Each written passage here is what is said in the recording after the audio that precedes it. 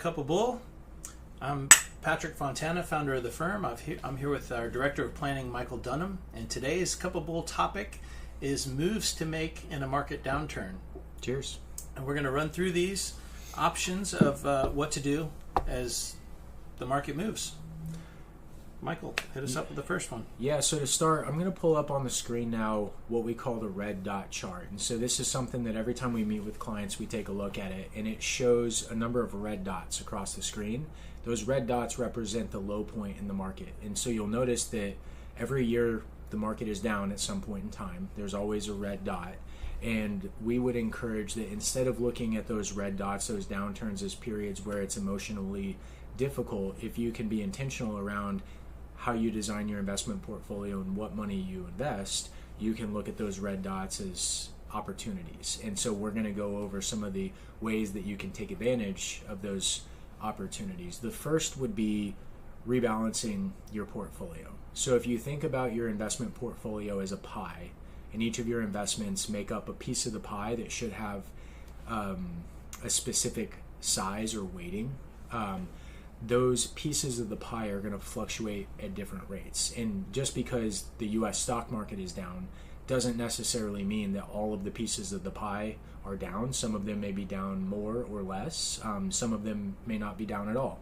And so what rebalancing is just taking the pieces of the pie that have outperformed compared to everything else, selling a little bit, and then using the proceeds to buy a little bit of the pieces of the pie that have underperformed. So it's a repeatable way to buy low and sell high and take advantage of the fact that not everything is fluctuating at the same rate. So the second thing on our list is in that rebalancing, it's preferable to add cash rather than having to sell high to do the buying low. So adding cash to the portfolio when we're at a low point or at a red dot to see anywhere we can scrape up money to add to the market that's long-term investment money is a smart move. And then with that, there's a way to kind of add intentionality to adding cash, which would be if you have a plan to fund certain accounts, like funding your Roth IRA or maxing out your 401k at work.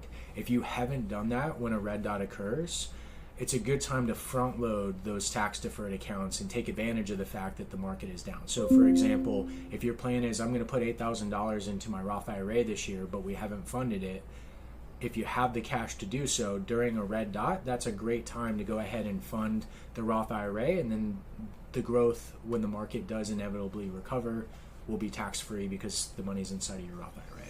So another version of a similar thing is Roth conversions. When you take pre-tax money, IRA, 401k money, that when the balance is down, let's say your $100,000 investment account has dropped to $75,000, that's a good time to convert it to Roth and make it tax-free because you're essentially getting that $100,000 worth of investments converted to tax-free forever for $75,000.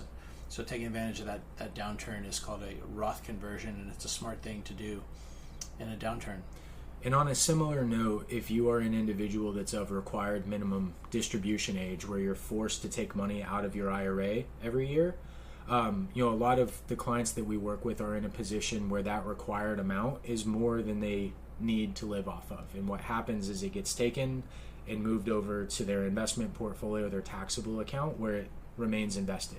So if the market is down and you're in that position, it's a great time to take your required minimum distribution. And then once the market inevitably recovers, the growth of the investments will be subject to capital gains taxes, and long-term capital gains taxes if held for more than a year, which is more favorable tax treatment than if the money remains in an IRA, where the growth would be subject to income taxes down the road when it's taken out. And sometimes we'll do that together. Take the required distribution and then convert some to Roth.